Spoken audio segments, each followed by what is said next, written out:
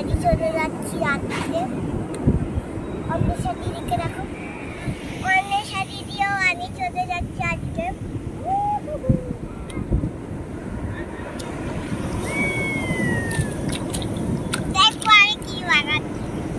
নমস্কার বন্ধুরা, চলে এসেছি নতুন একটি ব্লগ নিয়ে। আর এই যে আজকে আমাদের কিন্তু ডে 3, যেমন চিনি বললো আজকেই আমরা বাড়ি চলে যাব।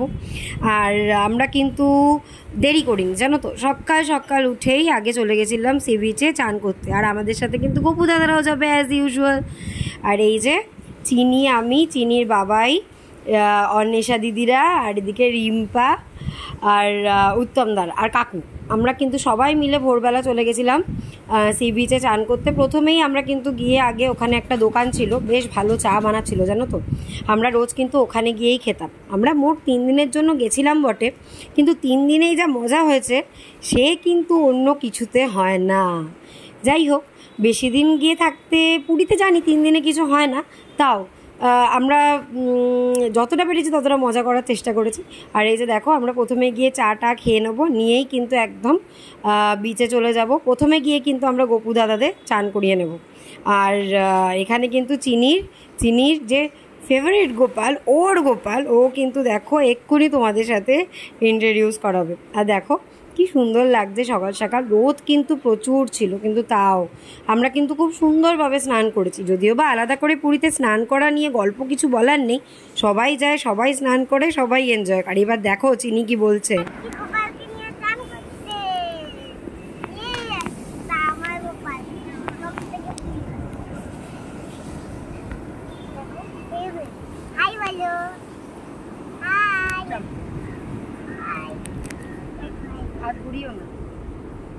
ওর কিন্তু ইন্ট্রোডাকশান দেওয়া কমপ্লিট। এইবার কিন্তু ও যাচ্ছে আমার সাথে স্নান করতে। না বালিতে একটু পা দিতে ভয় লাগছিলো, একটু গরম গরম ছিল তো, বলছিল মাম্মা আমাকে কেউ ধরো, কিন্তু কিচ্ছু করার নেই।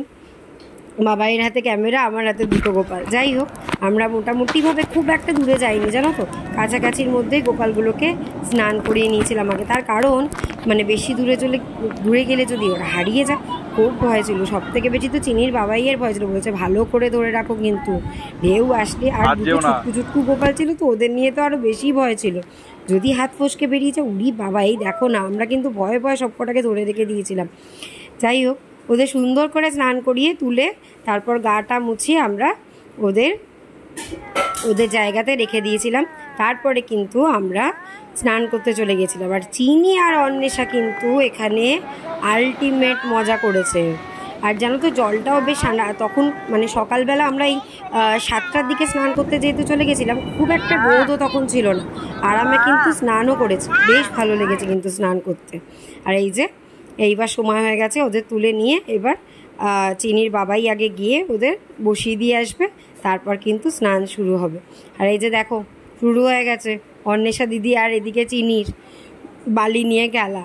ওরা কিন্তু একটা করে ক্যাসেল বানাচ্ছে, সব থেকে বেশি তো অন্বেষা দিদি একটা করে ক্যাসেল বানাচ্ছে। চিনি যাচ্ছে সেই ক্যাসেলটাকে ধরতে, আর ব্যাস জল চলে যাচ্ছে আর ক্যাসেল ভেঙে যাচ্ছে, কী করা যাবে। আর এখানে দেখো ওরা আবার স্লিপ বানিয়ে নিয়েছে। এবার চিনি এখানে ভয় কিন্তু দৌড়বে একদম উল্টো দিকে। হ্যাঁ, ও ভয় পেয়ে গেছে, চড়ে এসছে। আর এই যে দেখো অন্বেষাও কিন্তু খেলছে। এই বাচ্চারা যেখানে আনন্দ পায়, সেখানে কিন্তু মা বাবাদের গিয়ে সত্যিই খুব ভালো লাগে। এখানে কিন্তু উত্তমদা রিম্পা দুজনে মিলে কিন্তু ওদের খেলাচ্ছে বালিতে। এইবারে দেখো চিনি কিন্তু তোমাদের লাইট হাউস দেখাবো।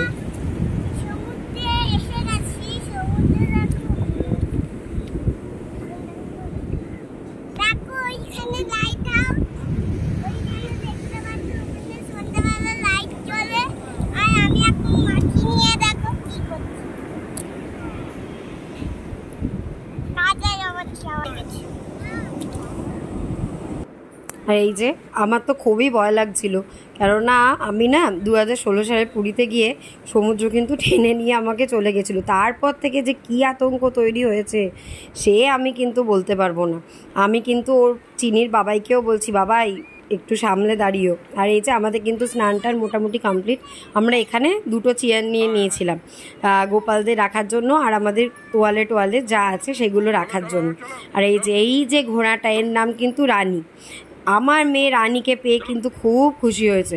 ও আবার গোপালের প্রসাদ মদনমোহন আমরাও খেয়েছিলাম, ওই জন্য গোপালদেরও খাইয়েছিলাম। মদনমোহন আবার কিন্তু রানীকে খাইয়ে দিয়েছিল, সেই ভিডিও তোলা হয়নি, মানে খাওয়ানোর এক্সাইটমেন্টের চোটে মানে আমরা ভিডিও তুলতেই ভুলে গেছি। আর এখানে কিন্তু চিনির একটা চটি গেছে পড়ে, সেই অবস্থায় কিন্তু ঘুরে টুরে নিয়ে চলে এসেছে। আর এই যে দেখো আমরা বাড়ি এসে, আমরা বাড়ি বলছি সরি, আমরা রুমে এসে স্নান টান করে নিয়েছি। আর এখানে কিন্তু আমাদের চিনি কিন্তু কেঁদেই যাচ্ছে, কারণ ওর ঘুম পেয়েছে, ও ঘুমোবেও না আর কিছু করবেও না। যাই হোক, অন্বেষা আর আমি প্রথমে খেলে টেলে নিলাম একটুখানি, তারপর ওকে ঘুম পাড়িয়ে আমরাও রেস্ট নিয়ে এবার বাজারের দিকে বেরোবো। এই যে চিনি রেডি হয়ে গেছে, সঙ্গে কিন্তু আমরা সবাই রেডি হয়ে গেছি। এবার কিন্তু আমরা বেরোবো একটু বাজারেতে, ওই বলে না লাস্ট টাইম শপিং, হ্যাঁ সেই লাস্ট টাইম শপিংয়ের জন্য গেছি। আর এই যে দেখো জগন্নাথ দেব, বলরাম, সুভদ্রা, সত্যি বলছি আমার খুব ইচ্ছা আছে একটা বড় জগন্নাথ কিনে ওনাকে আমাদের দরজার ওপরে প্রতিষ্ঠা করব। যাই হোক, আমার খুব পছন্দ হয়েছিল একটা জগন্নাথ, নেওয়া হয়নি, ঠিক আছে এইবার নেওয়া হয়নি তো কি হয়েছে, পরের বার যাব, পরের বার গিয়ে নেব। যাই হোক, দেখো আমার কিন্তু পুরী মার্কেটটা ঘুরতে বেশ ভালো লাগে, অবশ্য কার না ভালো লাগে, শপিং করতে সবারই ভালো লাগে, তাই না? আর এই যে সব রকমের জিনিসপত্র, গোপালের জামা টামা থেকে আরম্ভ করে সব কিছু কিন্তু এখানে পাওয়া যাচ্ছিলো। আমি স্পেশালি এবার কিছুই সেরকম কেনাকাটা করিনি, আমার মায়ের জন্য একটা শাঁখ নিয়েছি, আমার ঠাম্মার জন্য একটা সিলভারের বাটি নিয়েছি, আর আমাদের চিনির জন্য একটা জগন্নাথের জামা নিয়েছি। আর আমরা সেই জামাই কিনতে মোটামুটিভাবে এবার যাব। আর এখানে কাকু মানে কাকিমা মানে রিম্পার মায়ের জন্য একটা শাঁখ পছন্দ করছিল, সেটাকেই বাজিয়ে আমি দেখে নিচ্ছিলাম শাঁখটা, কিন্তু ওরা সেখান থেকে শাক নেয়নি, তার বদলে কিন্তু আমি আমার মার জন্য শাক নিয়ে চলে এসেছি। আর এই যে দেখো এরপরেই আমরা যাব মানে আমাদের চিনি তারপরে অন্বেষার জন্য জগন্নাথের স্টিকারওয়ালা জামা কিনতে। আচ্ছা তোমরাই বলো, আমরা পুরীতে এসেছি আর সেখানে যদি একটু কেনাকাটা না করি ঠিক কেমন লাগে? পুরীর বাজারটা কিন্তু খুব ভালো লাগে। আর আমরা জানো তো খাজা নিই সবসময় ওল্ড আদি নৃসিংহ থেকে, ওদের খাজাটা কিন্তু সত্যিই খুব ভালো হয়। যাই হোক, কী আর বলবো, পুরী যেমন আমাদের বাঙালিদের সেকেন্ড হোম, আমাদের কিন্তু ফিরে যেতে মন চায় প্রত্যেকবার। এর আগের বারেও কিন্তু আমরা যে গিয়েছিলাম, আমরা কিন্তু জানতাম না পরের বার যাবো কি যাবো না, কিন্তু আমাদের তাও আশা হয়, আমাদের ভালোই লাগে। এই যে দেখো লাস্ট মিনিট চিনি আর অন্বেষা কিন্তু উঠে সাওয়ারি করে নিচ্ছে, ওরা যেহেতু একা উঠবে না তাই উত্তমদাকেও ওদের সাথে উঠতে হয়েছিল। চিনি কিন্তু একটুও ভয় পায় না, তাও এখানে দেখছো অত বড় সিঁড়ি দেখেও একটু ভয় পেয়ে গেছিলো উঠবে বলে। আর এখানে কিন্তু আমি আর রিম্পা নেই, আমরা কিন্তু ওদিকে আমাদের শপিং চালিয়ে যাচ্ছি। আর এই যে আমরা বাড়িতে চলে এসেছি, আসার পর এই যে গোপালরা যেখানে আছে ওখানে কিন্তু আমাদের জগন্নাথ দেবের ভোগ প্রসাদ জিট্টুদা দিয়ে গিয়েছিল। আর এই ভোগ প্রসাদের জন্য নেওয়া হয়েছিল 1100 টাকা, এখন সরকার থেকে এই দামটা নির্ধারণ করা হয়েছে। আমরা সবাই মিলে ভোগ টোগ খেয়ে নিয়ে এরপর আমাদের টাইম হয়ে গেছে চেক আউট করার, আমরা কিন্তু বেরিয়ে যাব। সব কিছু রেডি টেডি করে নিয়েছি, লাস্ট মিনিটেও কিন্তু চিনির বাবাই আইপিএলে খেলা দেখে যাচ্ছিলো। এই যে আমরা বেরিয়ে পড়েছি, আর ট্রেনের ওখানে গিয়ে যে সাংঘাতিক ব্লান্ডার হয়েছে সে বলে বোঝাতে পারবো না। একে তো গরম, মাথার উপর মানে সে দূরে দূরে একটা করে ফ্যান, আর তার মধ্যে আমরা এত ক্লান্ত, তার মধ্যে কিন্তু গরিবরথে ফিরেছিলাম যেহেতু, ওটা কিন্তু প্রায় 1 ঘন্টার মতো লেট ছিল। আর এদিকে অন্বেষারও শরীরটা একটু খারাপ হয়ে গেছিলো, আর আমাদেরও অস্বস্তি লাগছিলো। যাই হোক, এই যে চিনি একটু প্রথম নেচেছে, কিন্তু তারপরে একদম ক্লান্ত হয়ে শুয়ে পড়েছে। আর এই যে দেখো আমরা নিচে একটা কিছু বিছিয়ে মোটামুটিভাবে একটু বসে পড়েছি, কিন্তু দুঃখের বিষয় হাওয়া একটুও ছিল না।